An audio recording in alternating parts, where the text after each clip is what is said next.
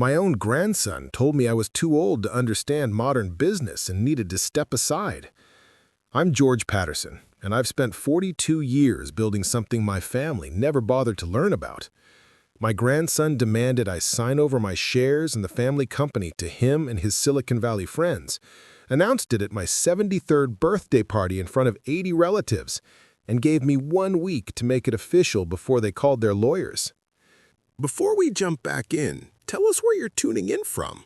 And if this story touches you, make sure you're subscribed, because tomorrow I've saved something extra special for you.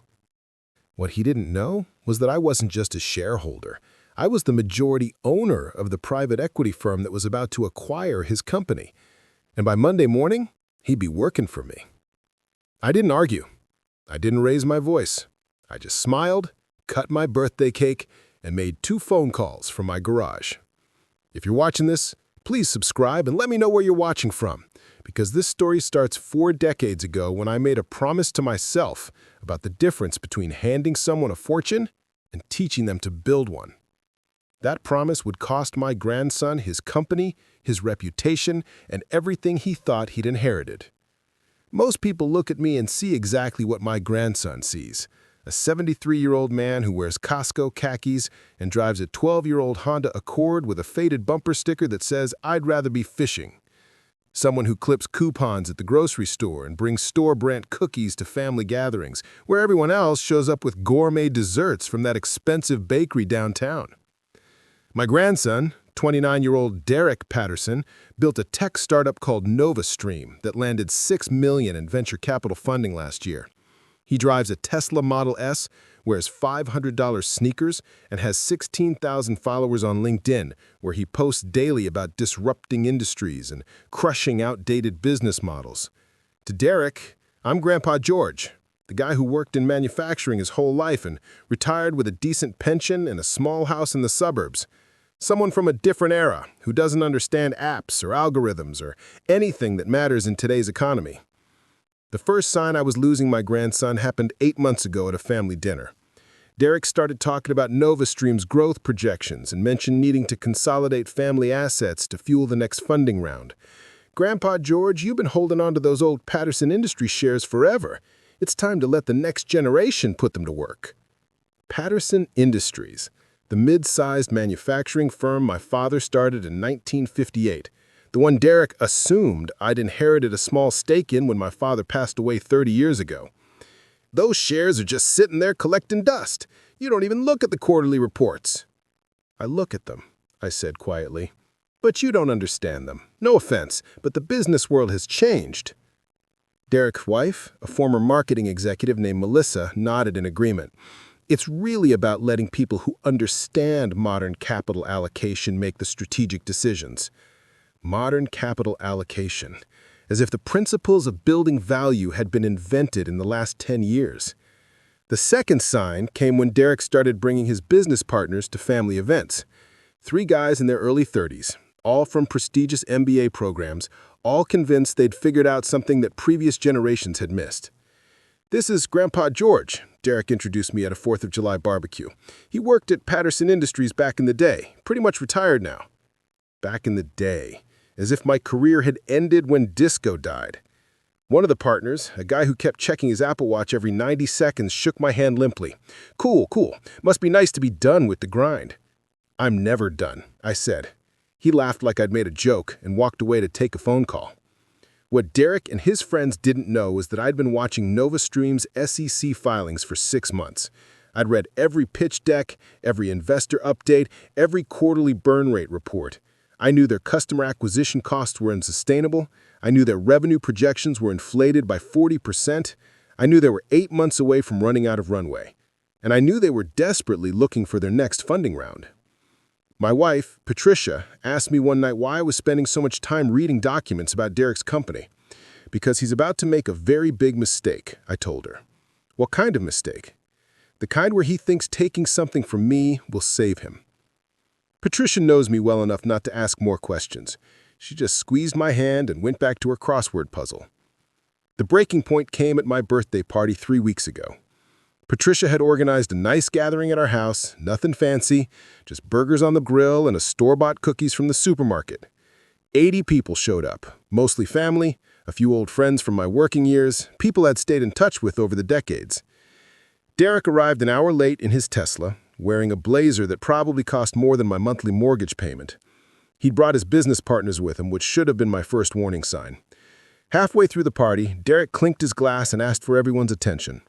He stood on our back deck with the confidence of someone who'd never been told no by anyone who mattered. "I want to take a moment to thank Grandpa George for everything he's done for this family." Derek's voice carried across the yard. He worked hard his whole life at Patterson Industries, building a foundation that's allowed all of us to pursue our dreams. Everyone clapped politely. I stood by the grill, spatula in hand, waiting. And now it's time for us to honor that legacy by taking Patterson Industries into the future. Derek pulled out his phone and projected a slide onto the side of our house using a portable projector he'd brought. Nova Stream Acquisition Strategy was the title. "Derek," I said, "what is this?" "Grandpa, we put together a proposal. NovaStream is acquiring Patterson Industries' manufacturing capabilities to vertically integrate our supply chain. It's a win-win." He clicked to the next slide, showing organizational charts and synergy projections. "We're asking family shareholders to contribute their shares to the acquisition. In exchange, you'll get equity in NovaStream, which is positioned for exponential growth." My sister, Derek's mother on her mother's side, raised her hand. "Derek, how much equity are we talking about?" 0.5% each for legacy shareholders. The math was insulting. Patterson Industries was valued at $42 million in the last assessment. Derek was offering family members 0.5% of a company that was burning through cash and worth maybe $30 million on paper, probably $15 million in reality. "And Grandpa, since you hold the largest family stake at 18%, we'd like you to lead the way. We need your signature by next Friday to close the deal with our investors." Next Friday. 7 days to hand over shares worth $7.5 million in exchange for equity in a failing startup. I looked around at my family. Some looked confused. Others looked impressed by Derek's presentation. No one was doing the math. "Derek," I said calmly, "have you filed the paperwork for this acquisition?" "Our lawyers are handling it. We'll have everything ready by Thursday." "Who's funding the acquisition?" "We have committed capital from our venture partners." "How much capital?" Derek's smile flickered. "That's confidential, Grandpa, but trust me, this is happening with or without the family shares. We just prefer to keep it in the family." With or without my cooperation. At my own birthday party. I set down my spatula and walked inside to get my phone. When I came back out, Derek was still talking, explaining to relatives how they'd be part of the next big tech success story. I made the first call right there on the deck. Nobody noticed because they were all watching Derek's presentation. The second call I made from my garage, where I keep a filing cabinet that none of my family has ever asked about. By the time I came back to cut my birthday cake, the machinery was already in motion. Derek had no idea what he'd just triggered. The email arrived at 6:30 the next morning. Derek had sent it to everyone at the party, copying all 18 family members who held shares in Patterson Industries. The subject line read, "Time-sensitive family investment opportunity." I opened it on my laptop while drinking my morning coffee, the same chipped mug I'd been using for 20 years. The email was professionally formatted with NovaStream's logo at the top and multiple attachments, financial projections, term sheets, and a document titled Patterson Family Shareholder Agreement. Derek had included a paragraph specifically about me. "Special thanks to Grandpa George for building the foundation we're all standing on. His leadership in this transition will mean everything to the younger generation. Now we need him to trust us the way we've always trusted his judgment."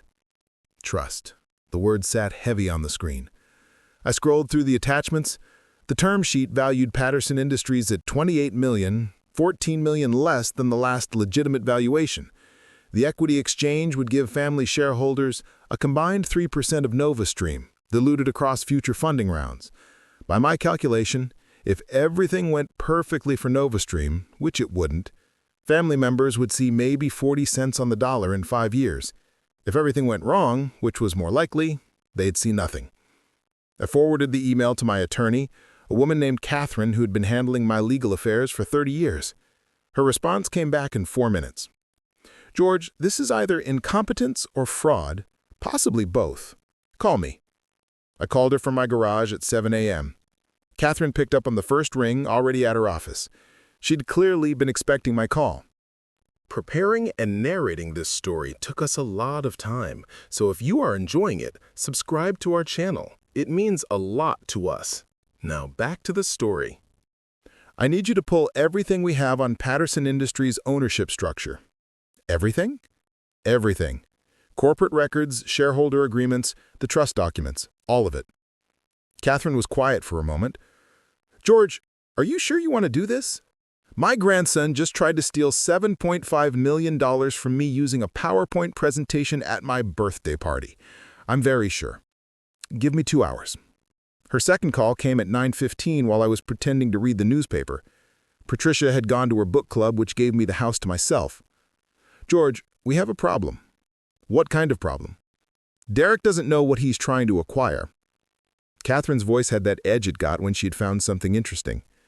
When your father died in 1994, you inherited his 18% stake in Patterson Industries. That's what's listed in the family records. That's what Derek thinks you own. That's correct. But that's not all you own. I waited. In 1997, you created Patterson Holdings, LLC as a private investment vehicle. Over the next 15 years, you quietly purchased another 43% of Patterson Industries shares from family members who wanted to cash out. You now own 61% of Patterson Industries. Nobody knows this except me and the transfer agents. And the current market value? Patterson Industries was independently valued at $42 million last quarter. Your controlling stake is worth approximately $25 million. I heard Catherine shuffling papers. But there's more. What more? Patterson Holdings LLC isn't just Patterson Industries.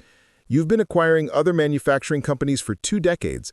I count 7 wholly owned subsidiaries and partial stakes in 4 others. Total portfolio value is approximately $87 million. Current liquid assets in Patterson Holdings accounts total $12 million. I let that sit for a moment. Catherine, do you have the corporate records for NovaStream? Of course, their funding history is public. Who are their venture capital investors? She read off 3 firms, standard Silicon Valley players. Series A was led by Velocity Ventures, Series B by Cascade Capital. Do we have relationships with any of those firms? Patterson Holdings has limited partner investments in 2 funds managed by Velocity Ventures. You're a limited partner investor in the fund that invested in NovaStream. The irony wasn't lost on me. My money had helped fund Derek's company, and now he wanted to use that company to take more money from me. Catherine, I need you to do 3 things. I'm listening. First, prepare a full disclosure package showing Patterson Holdings' complete ownership structure. Second, send a formal letter to NovaStream's board informing them that any acquisition of Patterson Industries requires approval from the majority shareholder, which is Patterson Holdings, LLC. Third, schedule a call with the managing partners at Velocity Ventures and Cascade Capital. What are you going to tell them? That their portfolio company is trying to defraud its own investors. Catherine laughed. This is going to be interesting. One more thing. What's that? Keep it all confidential until I say otherwise. I want to see how far Derek takes this. By noon, the family group chat was exploding. Derek had created a new thread called Patterson Legacy Project, where he was rallying support for the acquisition. My aunt posted that she thought it was wonderful to see the younger generation taking initiative. My cousin said he'd always known Derek was destined for great things. My brother-in-law, who'd sold his Patterson Industries shares back to me for $50,000 in 2000, shares now worth $400,000, said he wished he still had stake to contribute. Derek posted every hour with updates. Meeting with our attorneys this morning. Everything looks good. Talked to our lead investor. They're excited about vertical integration.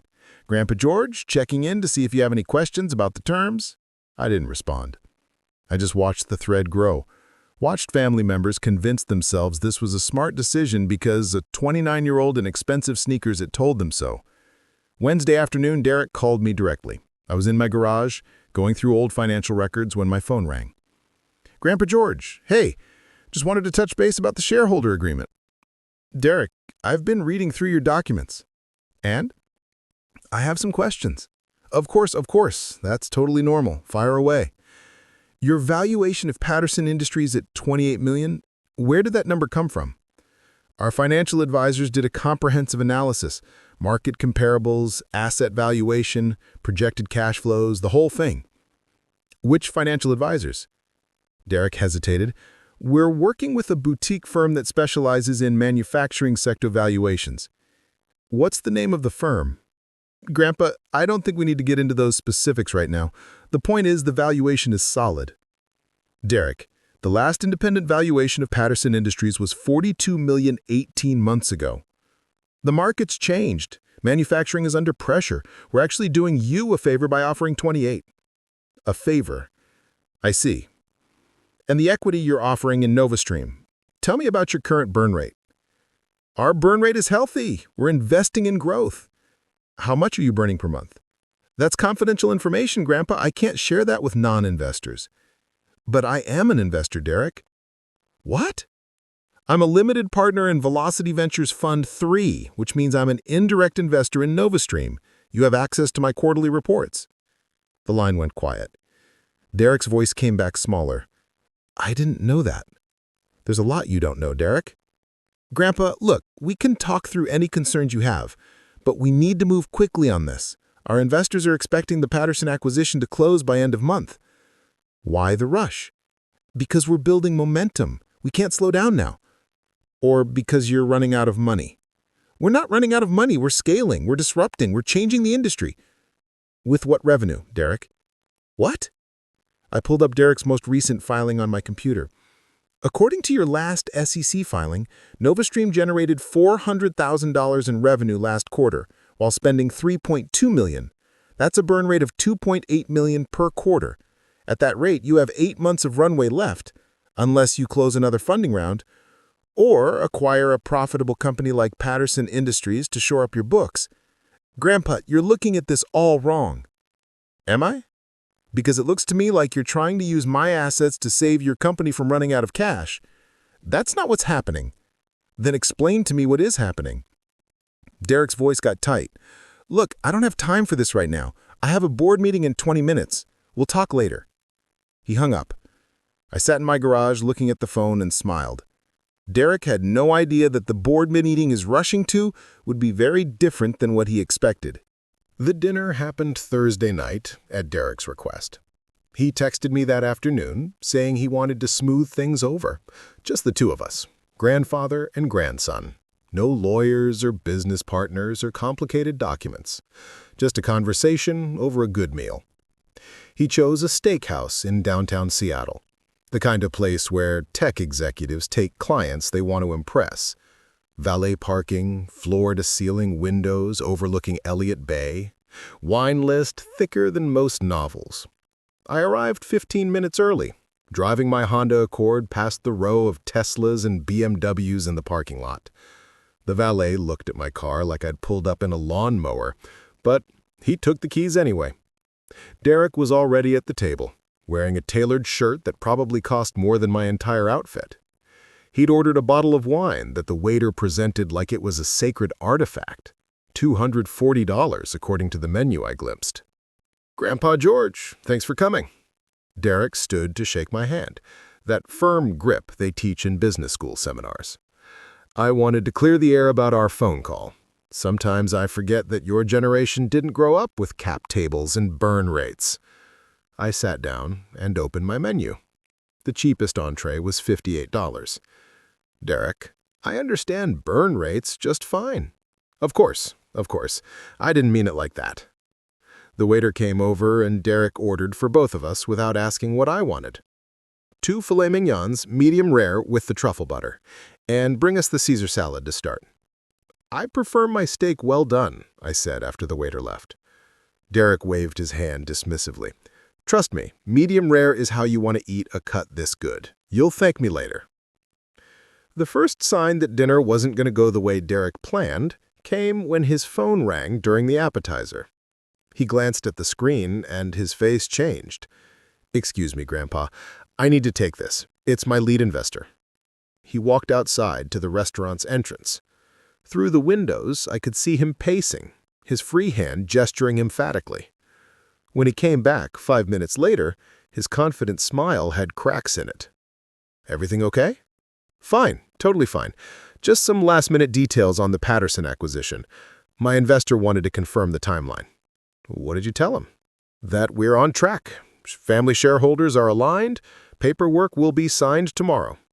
Are we aligned, Derek? Absolutely. I mean, we're having this dinner to make sure of that, right? The salads arrived. Derek's phone buzzed 3 more times during the first course. Each time, he glanced at it and frowned. The third time, he actually typed out a response while chewing.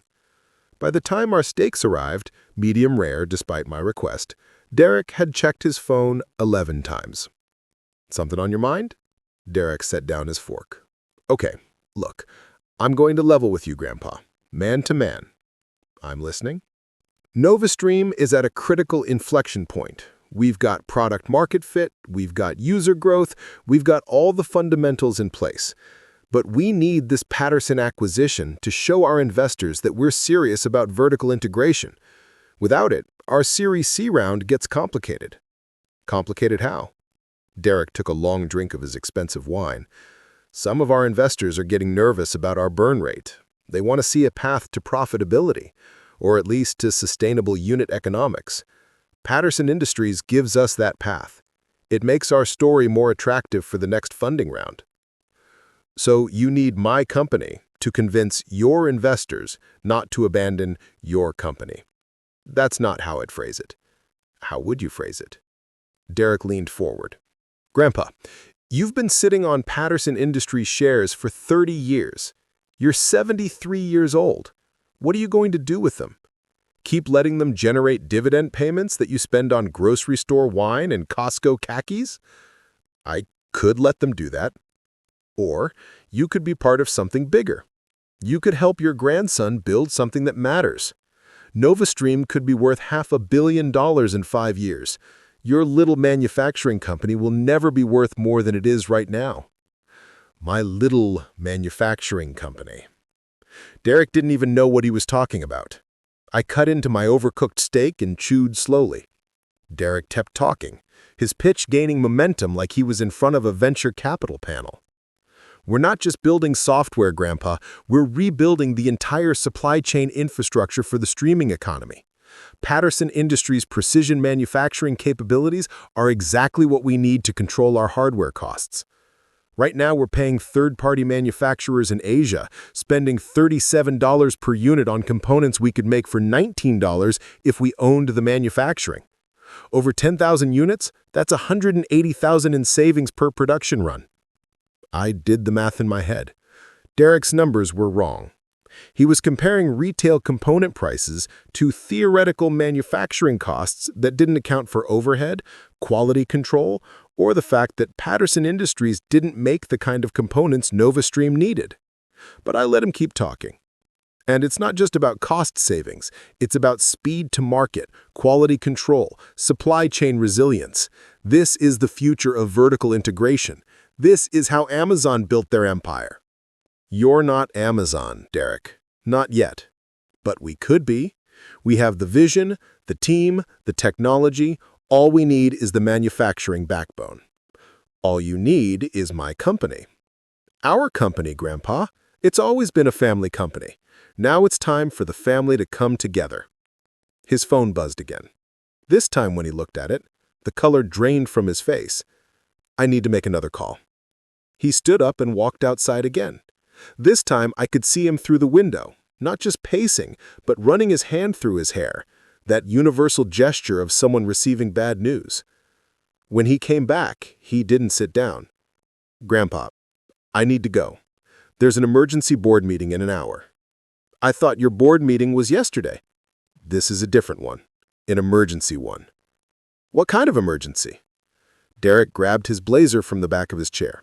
I don't have time to explain, but I need an answer from you tonight, tomorrow morning at the latest. Can you commit to the Patterson acquisition or not? I looked at my grandson standing there in his expensive clothes with his expensive phone, asking me to save his failing company by giving me mine. Derek, sit down. I don't have time. Sit down. Something in my voice made him listen. He sat, but his leg was bouncing under the table. You want me to answer you tonight. I want to ask you one question first. Okay, what? When's the last time you visited Patterson Industries? Derek blinked. What do you mean? I mean physically visited, walked through the facility, talked to the workers, looked at the equipment, understood what the company actually does. I've reviewed the financials. That's not what I asked. Derek's jaw tightened. I don't know. Maybe when I was a kid. You brought me once for some tour. So you want to acquire a company you haven't visited in 20 years.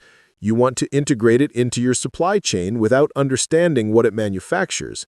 You want to bet your investors' money and your family's legacy on a facility you've never walked through as an adult. The financials tell me everything I need to know. Do they? Do they tell you that Patterson Industries doesn't make consumer electronics components? Do they tell you that our specialty is industrial automation parts for aerospace and medical device manufacturers? Do they tell you that our smallest production run is 5,000 units with 16-week lead times? Derek's face went slack. What? Everything you just told me about $19 components and 10,000-unit runs, none of that applies to Patterson Industries. You'd know that if you'd spent 10 minutes researching the company you're trying to acquire. But you didn't research it, Derek. You just saw a valuation number and decided it was yours for the taking. That's not fair. Isn't it? You spent 8 months planning this acquisition. You've created presentations and term sheets and shareholder agreements. You've rallied the family and scheduled board meetings and promised your investors that this deal will save your company. But you never once asked me what Patterson Industries actually does. Derek's phone buzzed again. He ignored it this time. Grandpa, I made a mistake, okay? I should have done more due diligence, but that doesn't change the fundamentals. NovaStream needs manufacturing capabilities, and Patterson Industries is a manufacturing company. We can figure out the details. The details are the only thing that matters in manufacturing. Derek stood up again. His confidence was completely gone now, replaced by something that looked like panic. I have to go to this board meeting, but Grandpa, please, I'm asking you as your grandson, don't let this deal fall apart. My investors are already nervous. If the Patterson acquisition doesn't close, they're going to pull out of the Series C round. And if they pull out, NovaStream is finished. I looked at the young man standing in front of me, finally being honest about his situation. What time is your board meeting? 8, at our office in Bellevue. I stood up and pulled out my wallet. I put 3 $20 bills on the table for my half of the meal. Derek, I'll see you at your board meeting. What? Why would you come to my board meeting? Because I think there are some things your board needs to hear. Grandpa, this is a private board meeting. You can't just show up. Can't I? I walked toward the exit. Derek followed me, still confused. Grandpa, wait, what are you talking about? You'll see. I handed my valet ticket to the attendant.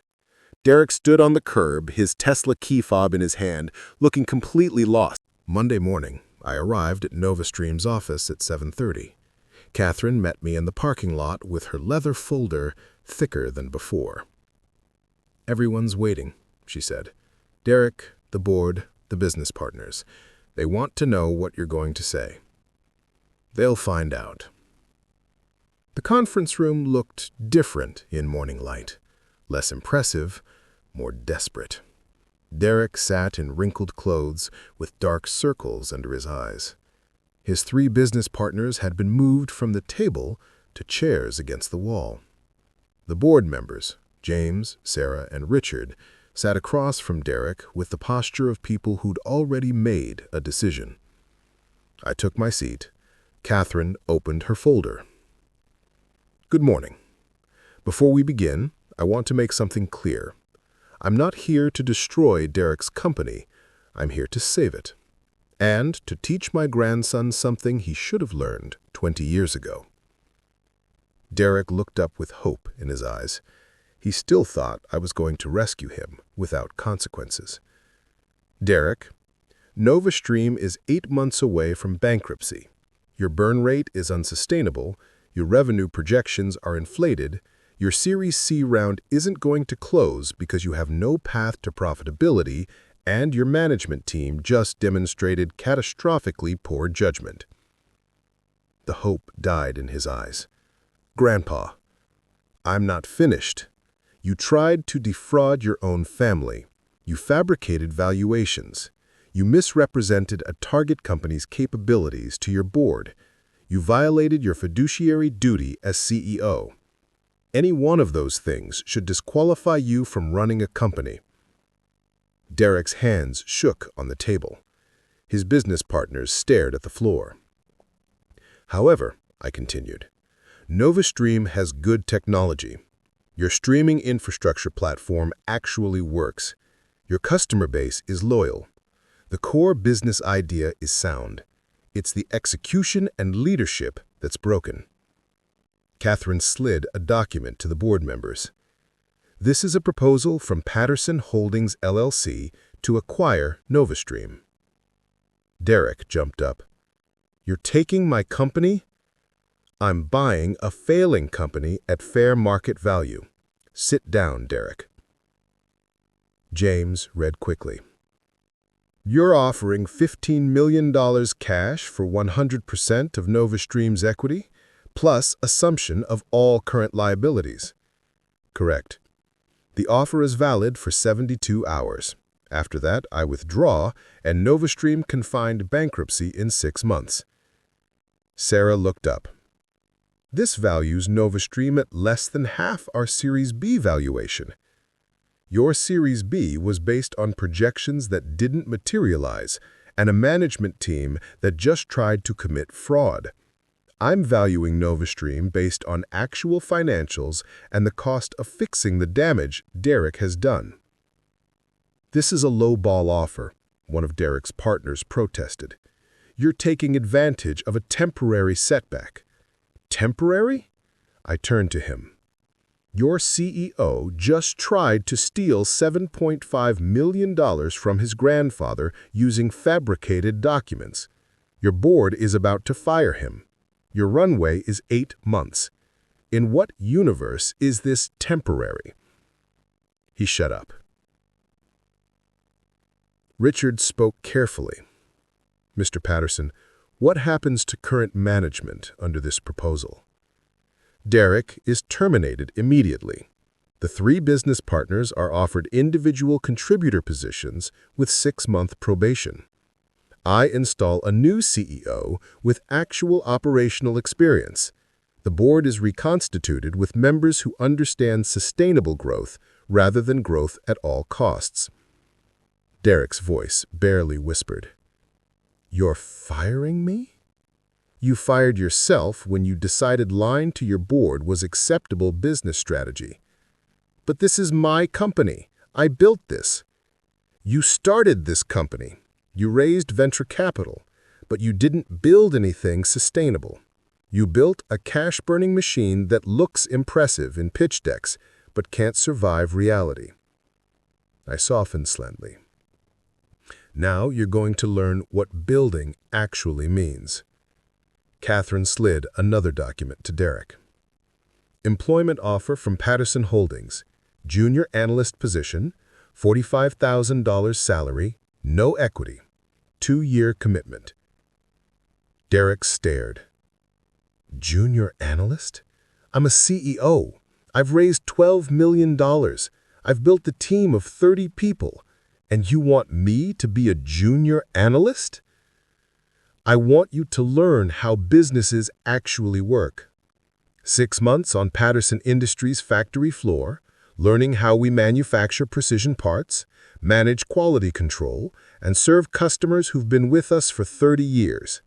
6 months in finance, learning cash flow management and real numbers instead of wishful predictions. A year on acquisitions, learning proper due diligence and deals that create actual value. And if I refuse, then you're unemployed. Your CEO position is gone either way. NovaStream will be owned by Patterson Holdings with you as a junior analyst or without you at all. You can explain to your next employer why you were fired from your own startup for attempted fraud." Silence filled the room. Derek looked to the board for support. James avoided his eyes. Sarah read the proposal. Richard looked sympathetic, but firm. "Derek," Richard said gently, "take your grandfather's offer." "This is humiliating. This is mercy," I said. "Do you know what would have happened if I hadn't stopped you Thursday? You would have closed that acquisition. 4 months later, when NovaStream burned through the cash, you'd have failed anyway. But you'd have lost your family's money, along with your investors' money. You'd have destroyed relationships that matter more than any company. And you'd have committed actual, prosecutable fraud." I stood. "I'm giving you a chance to start over, to learn that business isn't about looking successful on LinkedIn. It's about creating value, serving customers, and making decisions that work in the real world, not just PowerPoint presentations." Derek was crying, trying to hide it. "Why are you doing this?" "Because I love you. And because someone needs to teach you that real success isn't measured in funding rounds or follower counts. It's measured in what you build that lasts, what serves others, and whether you can respect the person in the mirror." "I thought I was building something." "You were building a performance. Now you're going to learn how to build a business." I left. In the elevator, Catherine asked if Derek would take the offer. "He will. But more importantly, he'll learn that hitting rock bottom isn't the end. It's the foundation you build on when you're finally ready to build something real." My phone buzzed at 9:30. "Derek, I'll take the offer. When do I start?" I replied, "Monday, 6 a.m. Wear work boots. And Derek, leave the Tesla at home. You'll be taking the bus." 3 months later, Patterson Holdings acquired NovaStream for $15 million. Derek showed up for his first day wearing steel-toed boots from Walmart and a humility he'd never possessed before.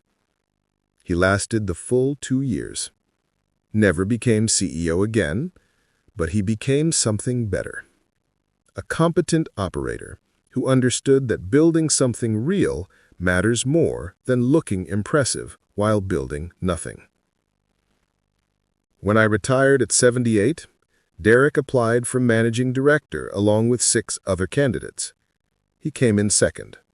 The person who got the job was a 45-year-old woman who'd spent 20 years in manufacturing. Derek took the rejection with grace. He'd finally learned, success isn't about getting what you think you deserve. It's about earning what you've actually built. And sometimes, the greatest inheritance you can give someone isn't money. It's the hard truth that saves them from themselves. 2 years is a long time to watch someone rebuild themselves from scratch. Derek's first day at Patterson Industries. He showed up at 5:45 a.m. wearing brand new work boots that hadn't been broken in yet. By noon, he had blisters. By the end of the week, he'd learned why experienced factory workers invest in good insoles and proper socks. I didn't give him special treatment. He worked the same shifts as everyone else, reported to the same floor supervisors, followed the same safety protocols. His first assignment was in quality control, inspecting aerospace components under the supervision of a woman named Maria Rodriguez, who'd been with Patterson Industries for 23 years. Maria didn't care that Derek used to be a CEO. She cared whether he could properly measure tolerance levels on precision parts, where a deviation of 0.001 inches meant rejecting a component that cost $340 to manufacture. "Your grandfather built this company on reputation," Maria told him the first week. "One bad part gets through and we lose contracts we've held for decades. You understand what that means?" Derek nodded, humbled. "It means every single piece that goes out that door is someone's promise kept. Your grandfather's promise, my promise, now your promise. You think you can handle that responsibility?" "Yes, ma'am."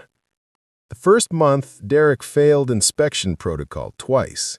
The second month, he caught a defect that 3 other inspectors had missed, a microfracture in a titanium component destined for a medical device manufacturer. Maria brought it to my attention. "Your grandson's learning," she said. "Slowly, but he's learning." I watched from a distance. Some days Derek looked defeated, taking the bus home in his work clothes, nothing like the Tesla-driving entrepreneur who'd stood in my backyard 6 months earlier. Other days I'd see him asking questions, taking notes, staying late to understand why we'd rejected a production run or how we'd solved a supplier quality issue. His 3 former business partners had different trajectories. 2 quit within 3 months, unable to handle the ego death of going from startup founders to junior employees. They left angry, posted on LinkedIn about cultural fit and strategic pivots. The third, a guy named Marcus Chen, stayed. He started in the finance department, and unlike Derek, he'd actually studied accounting in college. Marcus took to the work like he'd been waiting his whole life for someone to teach him how businesses really operate. By the end of Derek's first year, Marcus had been promoted to senior financial analyst. Derek was still on the factory floor, now working in production scheduling. The reversal of fortunes wasn't lost on either of them. I watched Derek struggle with it during a Christmas dinner. Marcus was there talking enthusiastically about a cost reduction initiative he'd helped implement. Derek sat quietly, eating his meal, looking like a man who'd learned that rock bottom is a basement before it turns into something nutritious. Patricia noticed it too. "You should talk to him," she said that night. "Not yet. He's still learning." "Learning what?" "That rock bottom has a basement." The basement came in month 14. Derek made a scheduling error that delayed a major shipment to one of our oldest aerospace clients. The mistake cost Patterson Industries $175,000 in expedited manufacturing and shipping costs. The client was furious. Our operations director wanted to fire Derek immediately. I called Derek into my office. It was the first time we'd spoken privately since the board meeting 18 months earlier. He stood in front of my desk in his work clothes, smelling like machine oil and industrial cleaner. The expensive sneakers were long gone, replaced by scuffed steel-toed boots. The confidence had been replaced by something that looked like exhaustion. He sat, telling me what happened. He walked me through the error. He'd misread a procurement timeline, assumed a component delivery date that hadn't been confirmed, and built the production schedule around that assumption. When the components arrived 3 weeks late, the entire schedule collapsed. "I should have verified," he said. "I made an assumption, just like I made assumptions about Patterson Industries when I tried to acquire it, just like I made assumptions about NovaStream's burn rate. I keep thinking I understand things, and then I realize I don't." "What did you learn?" "That assumptions kill companies, that verification is everything, that the difference between looking competent and being competent is about $175,000 in mistakes." I opened my desk drawer and pulled out a folder. "This is every major mistake I've made in 42 years of running businesses. There are 37 of them. Total cost, approximately $4.2 million. Derek stared at the folder. The first one happened in 1983. I assumed a supplier could deliver components on a timeline they'd promised. They couldn't, cost us $190,000 and nearly lost us our biggest client. I pushed the folder across the desk. I kept records of every failure, because failures are more educational than successes. Success tells you what worked once. Failure tells you what doesn't work ever. Why are you showing me this? Because you just paid $175,000 for an education. I want to make sure you actually learn something worth that price. Derek opened the folder and started reading. I watched him work through the entries. My mistakes, my failures, my expensive lessons over 4 decades. Some were small, others were catastrophic. All of them had taught me something. "Grandpa, how did you survive all these mistakes?" "I learned from them, I documented them, I made sure I never made the same mistake twice, and I built enough successes between the failures that the company could absorb the cost of my education." "Is that what I'm doing? Getting educated?" That's what you've been doing for 18 months. The question is whether you're going to let this mistake destroy you or define you. I don't want to be fired. You're not fired. You're paying tuition. But Derek, you don't get to make this mistake again. You understand? Yes, sir. Good. Now get back to work. And Derek, he turned at the door. That client we nearly lost, I'm putting you on the recovery team. You're going to help fix what you broke. You're going to learn how we rebuild trust with a customer who has every reason to fire us. And you're going to understand that in business, relationships matter more than transactions. Derek spent the next 4 months on that recovery project. I watched him work 12-hour days, making calls, coordinating expedited shipments, personally visiting the client's facility to apologize and explain our corrective actions. He learned how to eat crow with grace, how to take responsibility without making excuses, how to rebuild trust one honest conversation at a time. The client stayed with us. The operations director stopped calling for Derek's termination.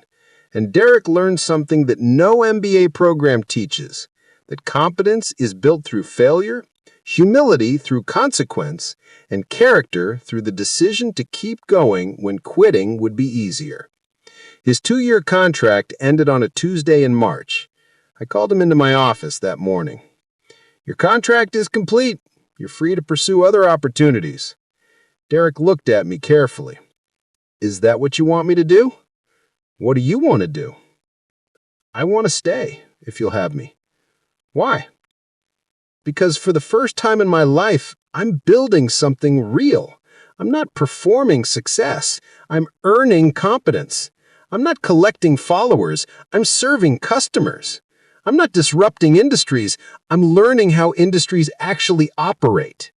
He paused. I want to keep learning. I want to build what you've built, not inherit it. Build it.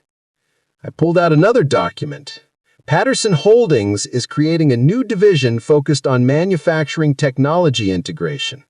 We're going to help traditional manufacturers adopt modern software and automation. It's not sexy, it's not venture-backed, it's not going to make you Instagram famous, but it's needed, it's sustainable, and it's profitable. You want me to run it? I want you to build it, starting as a senior analyst, reporting to Marcus Chen, who's going to be the division director. Derek absorbed that. His former business partner would be his boss. Marcus earned it, I said. He put in the work, he demonstrated competence, he didn't need rock bottom to teach him humility, he came in already willing to learn. I understand. Do you? Because this isn't a consolation prize. This is an opportunity to prove you've learned something worth the 2 years you've invested. If you succeed, great. If you fail, you're done. No more second chances. No more grandfather saving grandson. Just results. Derek stood up and extended his hand. Thank you, Grandpa, for not giving up on me, for teaching me what I needed to learn instead of what I wanted to hear. I shook his hand. Don't thank me yet. Thank me in 5 years if you've built something that matters. That was 6 years ago. Derek is now the managing director of Patterson Manufacturing Technologies, a division generating $23 million in annual revenue and serving 140 manufacturing clients across North America. Marcus Chen is COO of Patterson Holdings, overseeing all operational divisions. Derek drives a 7-year-old Toyota Camry. He lives in a modest townhouse. He has 800 followers on LinkedIn and posts maybe twice a year. He's married to an engineer he met at a client site, and they're expecting their first child in November. Last month, at a family dinner, Derek's younger cousin asked him about starting a business. The kid is 24, fresh out of college, full of ideas about disrupting industries. Derek listened patiently, then said, "Before you disrupt anything, go work in the industry for 5 years. Learn how it actually operates. Understand why things work the way they do before you assume you know better. And if you're not willing to do that, you're not ready to start a business. You're just ready to perform entrepreneurship." The kid looked disappointed. Derek's wife squeezed his hand under the table. I caught Derek's eye across the room and nodded. He'd learned. Patricia asked me that night if I thought Derek would ever forgive me for what I'd put him through. He already has, I said, because he understands now that the hardest thing I ever did wasn't stopping his fraudulent acquisition. It was loving him enough to let him fail, hurt, and rebuild himself into someone worthy of the opportunities he'd been given. Do you think he'll run Patterson Holdings someday? Maybe, if he earns it. But that's not the point anymore. What is the point? I looked out the window at my old Honda Accord, still running after 14 years now, still getting me where I need to go. The point is that Derek doesn't need to inherit my company to validate his worth. He's building his own legacy now, one honest decision at a time, one satisfied customer at a time, one day of competent work at a time. That's all you ever wanted for him, isn't it? That's all I ever wanted for anyone in this family. Not wealth, not success, just the ability to look at what they've built and know they earned it through competence and character, and the willingness to learn from their failures. Patricia smiled. You're a hard man, George Patterson. No, I'm just a grandfather who loved his grandson enough to teach him the difference between looking successful and being successful, even when that lesson cost him everything he thought mattered. My phone buzzed. A text from Derek. Thank you for everything. See you Sunday for dinner. I'm bringing the dessert, store-brand cookies from Costco. Finally understand why they're the best value. I smiled and texted back. See you Sunday. Bring the cookies. Bring the baby pictures when she arrives. And Derek, I'm proud of you. 'Cause real wealth isn't measured in Tesla or Honda, in expensive sneakers or work boots, in LinkedIn followers or factory floor experience. Real wealth is measured in lessons learned, character built, and the ability to pass on something more valuable than money to the next generation. The truth that success is earned through competence, not inherited through entitlement. And sometimes, the greatest gift a grandfather can give a grandson isn't a company. It's the hard truth that saves him from himself, wrapped in love that refuses to enable failure, delivered with consequences that build character instead of crushing it. Derek learned that lesson. And someday, when his daughter asks him about success, he'll teach her what I taught him, that the distance between looking successful and being successful is measured not in dollars or followers, but in the quality of what you build when nobody's watching, and the character you demonstrate when everything falls apart. That's the inheritance that matters. That's the lesson worth learning. And that's why I spent 2 years teaching my grandson that rock bottom isn't the end. It's just the foundation you build on when you're finally ready to build something real. Up next, you've got 2 more standout stories right on your screen. If this one hit the mark, you won't want to pass these up. Just click and check them out. And don't forget to subscribe and turn on the notification bell so you don't miss any upload from us.